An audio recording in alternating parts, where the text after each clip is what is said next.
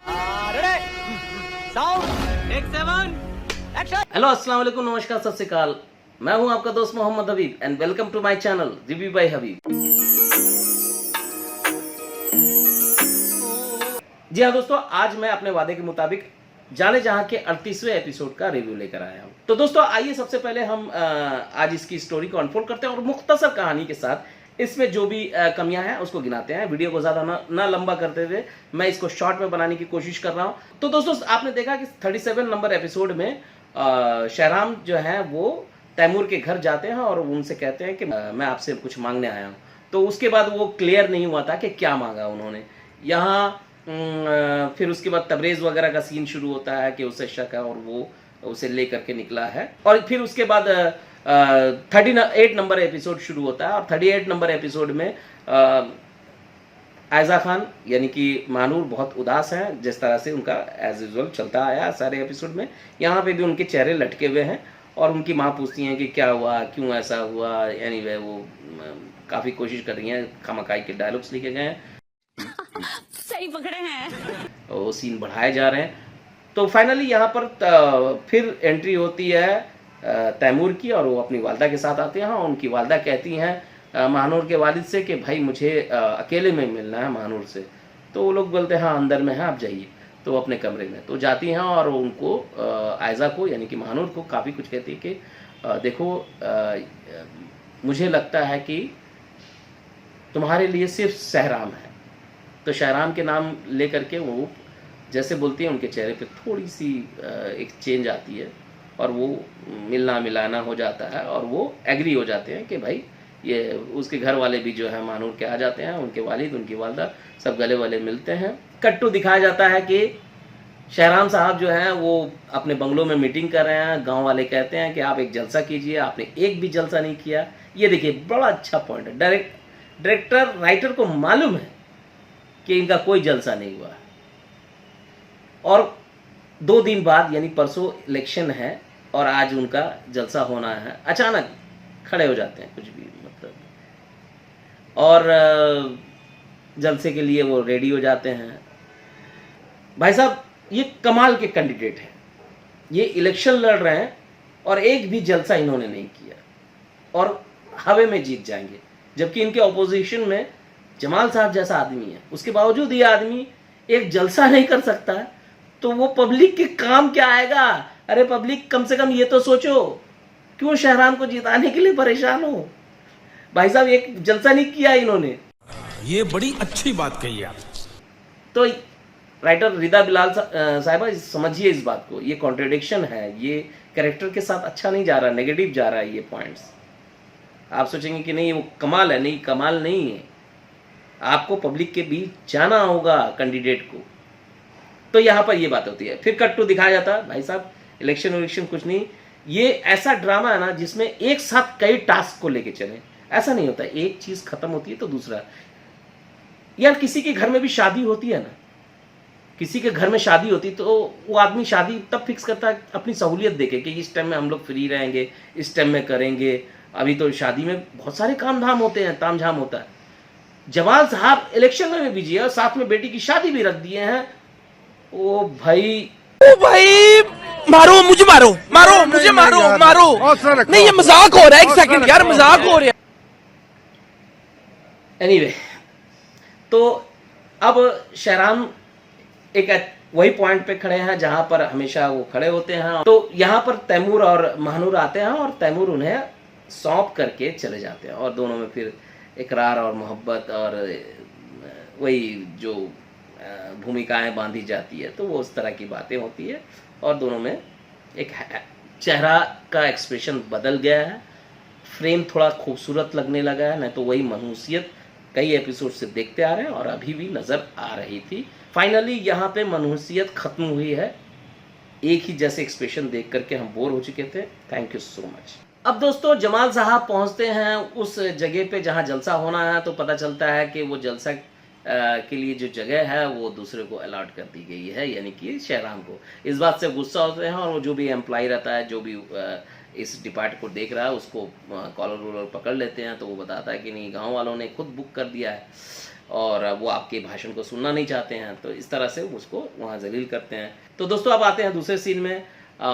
ये बहुत अच्छा सीन था और शहराम जो है अब्दुल के साथ वो महानूर के घर पहुंचे हैं। महानूर और आयशा खिड़की में खड़ी हैं, यहाँ उनके वालिद वालदा बैठे हैं सामने में, और वो दोनों बैठ करके तो वो कहते हैं कि देखिए ये सब बातें घर के बड़े करते हैं, लेकिन वो सवेरा यानी कि किश्वर की तरफ इशारा किया, वो तो अब इस लायक नहीं है, तो इसलिए वो खुद ही आए हैं रिश्ता मांगने के लिए। तो वो महानूर का रिश्ता मांगते हैं और वो खुशी खुशी राज़ी हो जाते हैं। दोनों इधर गले मिलते हैं, उधर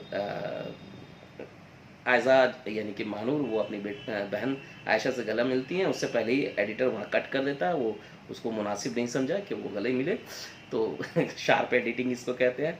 तो एनीवे तो फिर यहाँ पे वो लड्डू खाते हैं। फिर कट टू नेक्स्ट सीन में वो सवेरा नदीम यानी कि किश्वर के पास जाते हैं और उन्हें खबर देते हैं कि मैं शादी कर रहा हूँ, और वो वहाँ पे झल्ला जाती है।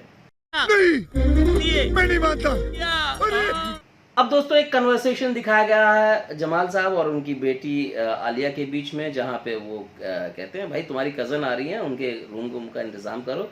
तो वो कहती है कि मुझे शादी के दिन बाहर जाने की इजाज़त चाहिए। बोले क्यों? बोले इलेक्शन के लिए वोट डालने जाना।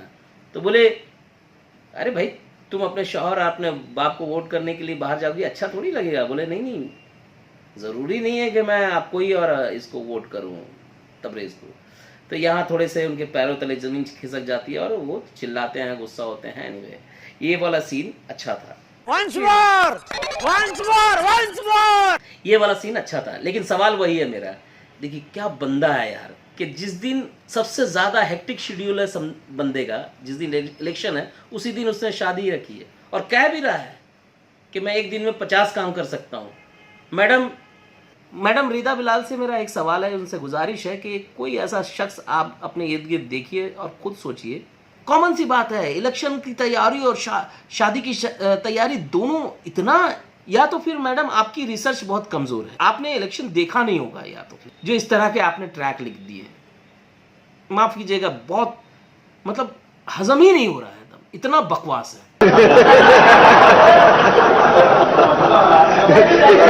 दोस्तों अगला सीन शुरू होता है अब्दुल का, जो फैक्ट्री गया है और वो वर्कर के बीच काम कर रहा है। ये अच्छा जेस्चर उसने दिखाया तबरेज से अलग। तो वो लाइट ख़राब हो जाती है, अंधेरे में एक बुज़ुर्ग काम कर रहे होते हैं, तो वो खुद जा करके उस लाइट को ठीक करता है। कहता है अब्बा भी तो करते थे। तो वहाँ पे उसका एक अच्छा जेस्चर दिखता है और वो काम कर ही रहा था कि उसको फ़ोन आता है आलिया का। आलिया वहाँ पे हल्दी लगा रही है, शायद वो भी पीले ड्रेस में बैठी है, शायद फिर से हल्दी लग रहा हो। तो भाई साहब इनके घर में शादी का माहौल है, शहराम के घर पे कोई माहौल नहीं है। उनका एक भाई, मतलब 2 दिन बाद शादी होने वाली है और ये भाई साहब काम पे आए हुए हैं। कौन करता है भाई, घर में शादी का माहौल होता है, कम से कम अरे नाराज़गी ही दिखा दो, लेकिन माहौल तो कम से कम दिखाओ। किशोर अकेले बंगलों में बैठी हैं, ये कौन सी शादी है आपके घर में यार? सच बता रहा हूँ, कसम से बता रहा हूँ मैं, ये इसके एक राइटर नहीं है, ये असिस्टेंट लोग से लिखाए जा रहे हैं। कोई एक सीन लिख दिया, कोई दूसरा सीन लिख दिया, कोई तीसरा सीन लिख दिया, फिर उसको एक जगह जमा किया जाता है और एक एपिसोड बना दिया जा रहा है। एक अच्छा ड्रामा है यार, मज़ा आता है देखने में, क्यों ऐसा कर रहे हो? यहाँ ड्रामा एंड होता है। तो मैं बस यही कहूँगा कि यार कमाल का ड्रामा आपने बनाया था, बीच बीच में इस तरह से क्यों बेवकूफ़ियाँ करते हैं? आपके ड्रामे दुनिया भर में देखे जा रहे हैं, मज़ा आता है यार देख करके, कितने सारे ऑडियंस हैं, लेकिन इतने अंडरस्टूड चीज़ें नहीं होती हैं। सवाल करते हैं लोग, आज का ऑडियंस बहुत लॉजिक मांगता है, हर सीन के लॉजिक होते हैं। वो सवाल करता है, आप कुछ भी लिख दीजिएगा वो एक्सेप्ट नहीं करेगा। मज़ा आता है देख करके जाने जहाँ पे, लेकिन इस तरह से अगर लाइएगा तो यार बार बार सवाल दिमाग में स्ट्राइक करते रहेंगे। तो एनीवे दोस्तों, अब आते हैं दोस्तों अदाकारी पे। तो शहराम कमाल है। देखिए स्टोरी अलग होती है लेकिन परफॉर्मेंस अलग। तो परफॉर्मेंस में वो एक्चुअली वो परफॉर्म कर रहे हैं ज़बरदस्त। क्या उन्होंने अपने कैरेक्टर की डिज़ाइनिंग की है, इतनी अच्छी जर्नी एक तय की है उन्होंने, और उस जर्नी में वो इधर उधर ना भटकते हुए एकदम ट्रैक पे चल रहे हैं। तो बहुत कमाल। आयशा खान अच्छी लग रही हैं, अब थोड़ा सा चेहरे बदले हैं तो कम से कम एक्सप्रेशन अलग देखने को मिलेंगे। आयशा अच्छा है, उनका जो किरदार है अच्छा है, बहुत स्ट्रांग किरदार है, बहुत मज़े और बहुत बखूबी वो निभा रही हैं, अपने कैरेक्टर के साथ पूरी तरह से जस्टिस कर रही हैं। अब्दुल अच्छे लग रहे हैं, पॉजिटिव है उनका किरदार, तो इसलिए वो उस किरदार में उनका जो चेहरा है वो बहुत पॉजिटिव इनोसेंट सा लगता है, तो वो जमते हैं। वहीं आलिया अच्छी है, उन्होंने जितने भी सीन उनको मिलते हैं वो उसमें जान डालने की कोशिश करती है, और दोनों का मुझे लगता है आने वाले टाइम में वही रहेगा कि आलिया ने अपना चक्कर चला दिया है अंदर ही अंदर, और वो शादी तबरेज़ को छोड़ करके वही अब्दुल की तरफ जाएगी। ऐसा आपको भी लगता होगा, मुझे भी वही लगता है। एनीवे, तो दोस्तों ये रही बातें, और मैं रिदा बिलाल जो राइटर हैं उनसे गुजारिश करूँगा कि अच्छा लॉजिकल लिखिए, जहाँ पर क्योंकि आपके जो दर्शक हैं, जो आपकी ऑडियंस है, वो दुनिया भर में फैली हुई है, तो और वो इतनी शार्प है कि उन्होंने दुनिया भर के ड्रामे और फिल्में देखी हैं, तो उनको इतना सवाल उनके भी मन में आता है। तो अच्छा लिखिए, अच्छा है ड्रामा। कासिम अली मुरीद साहब का डायरेक्शन बहुत अच्छा है, शॉट्स अच्छे लिए हैं, जितने भी उन्होंने सीन किए हैं उसमें शॉट्स बहुत अच्छे हैं। और ये जो सीन था जो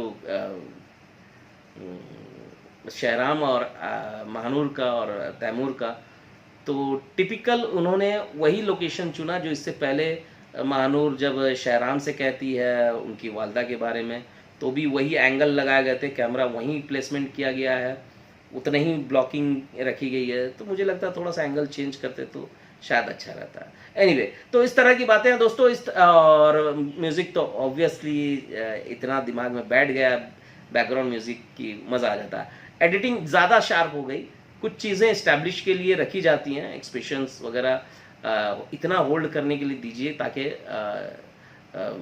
सीन का जो मतलब आउटपुट है वो ऑडियंस तक पहुंच पाए, उससे पहले ही कट हो जाता है, तो थोड़ा सा एडिटिंग ज़्यादा तेज़ हो गया है, ज़्यादा शार्प हो गया।